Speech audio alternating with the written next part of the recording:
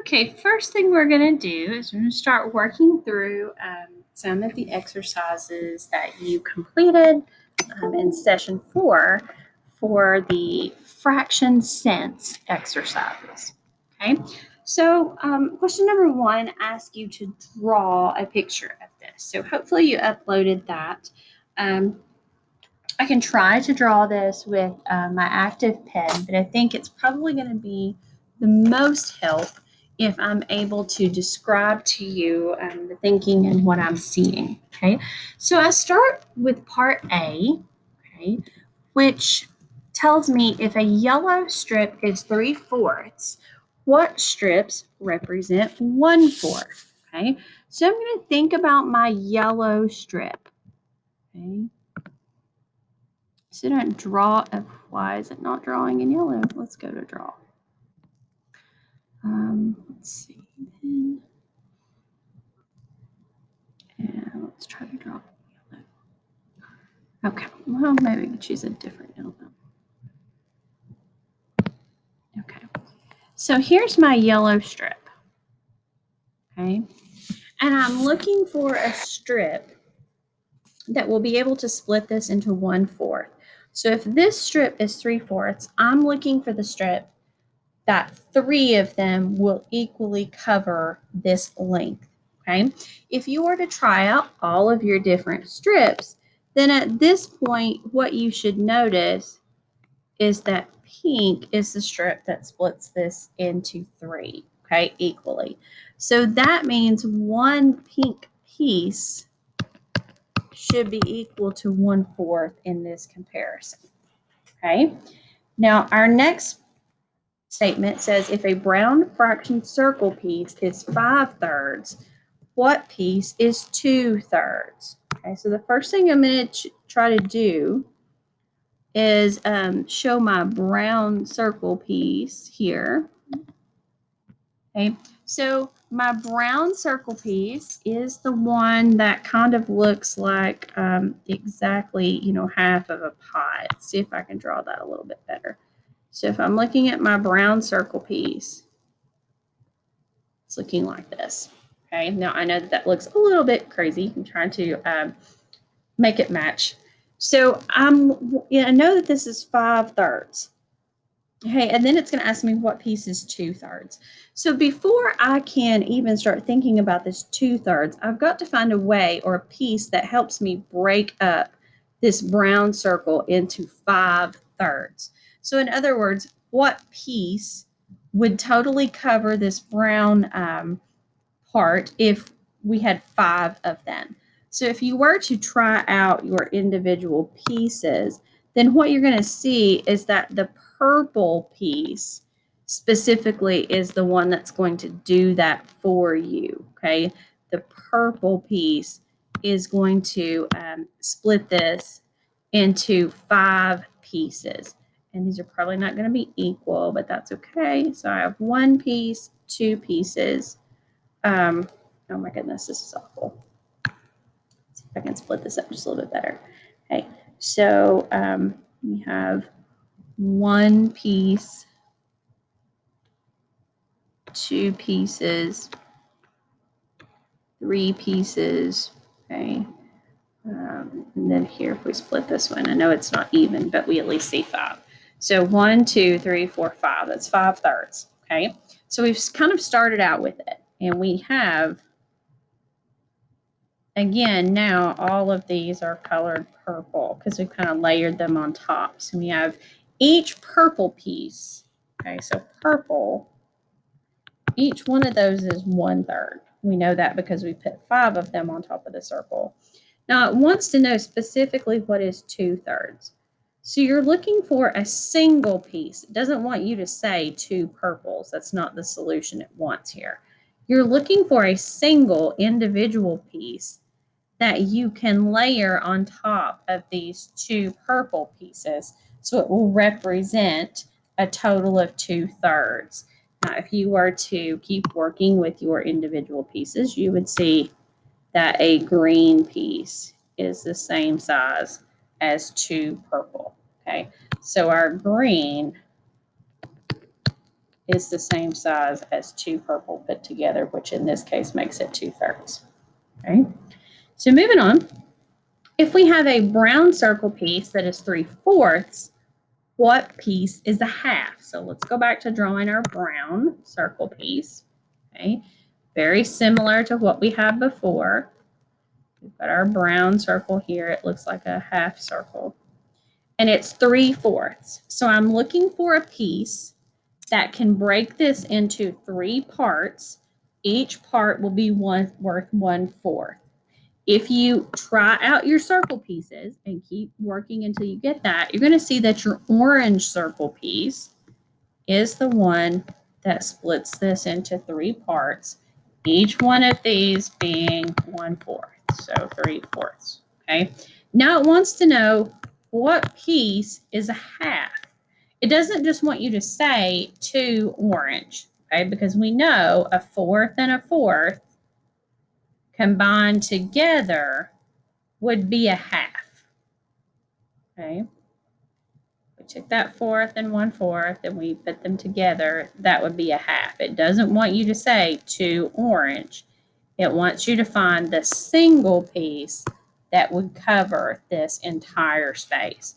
So we know an orange equals a fourth, but what's going to equal a half? If you try layering the pieces on top of each other, you will eventually find that the black piece covers the same equal amount of space as the 2 orange below it. So 1/2 is your black circle. Okay. We are working with 2 color counters here in the last 2 parts of this question. Part D tells me that 12 counters are 2/3 of a set, and it wants to know how many counters would be in half of the set. Okay, we can't go directly from 2/3 to half. We don't want to have to do that yet. So we want to use this information to help us get the whole set, and then we can think about splitting it in half. So let's start out with our 12 counters. Okay, so I'm going to draw mine in red so they will match my counters we actually have. And I'm going to show these 12. 4, 6, 7, 8, 9, 10, 11, 12. So there's my 12 counters. 1, 2, 3, 4, 5, 6, 7, 8, 9, 10, 11, 12. And that's 2/3 of a set. So that gives me 2 out of the 3 groups I need for a whole set. So let's take these counters and let's split them so they show that group. Okay, so if we have 12 and we have to split them into 2 groups, then I know that there should be 6 in each group. Okay, so let's look and see. 1, 2, 3, 4, 5, 6. If I split these down the middle, I've got one group of 6 and another group of 6. So what do I know about this? This is 1/3 of the set. This is 1/3 of the set. If I want a whole set, I need another 1/3. Okay, we know that has to be consistent. So there would have to be another 6 counters in the full set. So what do we know? There's 18 in a whole set. So that means we would have to have 9 in half of a set. Okay. 12 counters are 6/5. How many are in the whole? Okay, so we've got 12 counters. Okay, so I'm going to have to take those 12 counters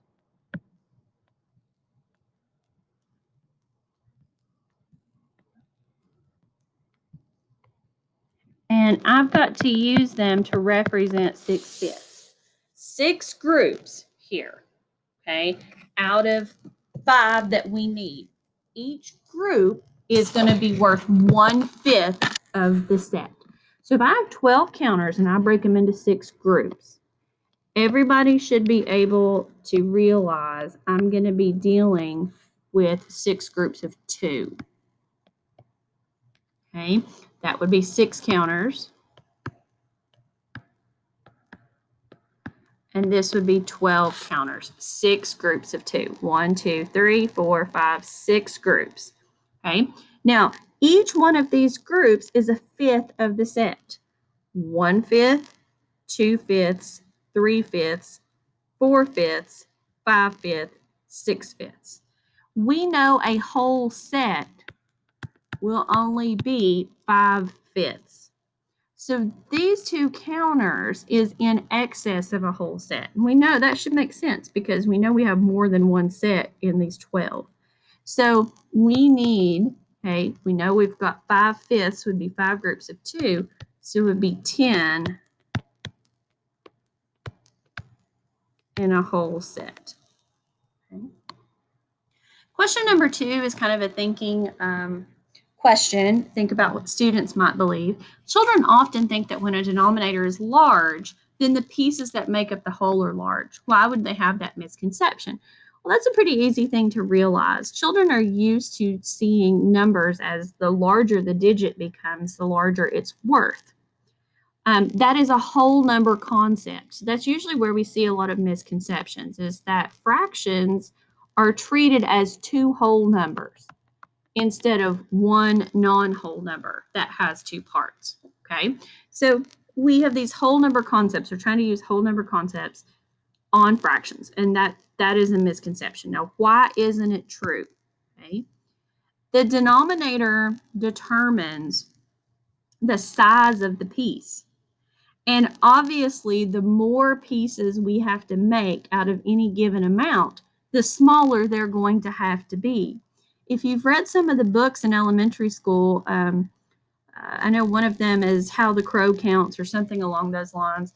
Every time 2 new crows join the feast, we have to continue to split the food into more and more pieces to share with more and more people.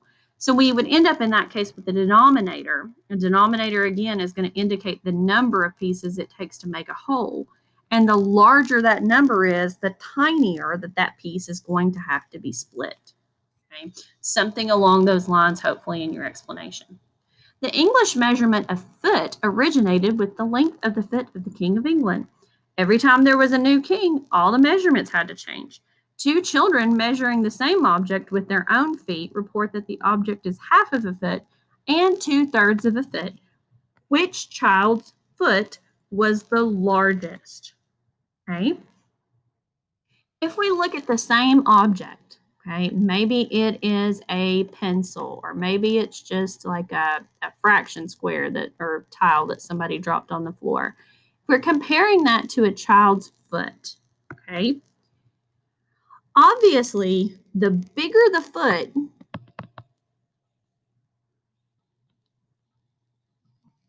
the smaller the portion that this is going to cover when we measure. For example, if I'm holding up a fraction tile to my foot, even if it's a larger fraction tile, I would hope it would take up a smaller portion of my foot than if I compared it to that of a toddler or an infant. Okay, so let's look at this. We've got one person who this covered half of their foot. We've got another person where this covered 2/3 of their foot. We know that if we're thinking about your little foot here with your toes, okay, and your heel, and you cover, I know this is an awful drawing, but we do what we can. Half a foot would be about this portion of your foot, where if we had another little foot here, 2/3 is going to be a larger amount than that. Okay, so the 2/3 is covering a larger portion. Okay, now what does that mean? Obviously, the object didn't change size. What is different is that the size of the kid's feet are not correct. So this object stayed the same size. It took up a lot more of the 2/3 foot than it did of the 1/2 foot. So that means that this 1/2 has to be the larger foot.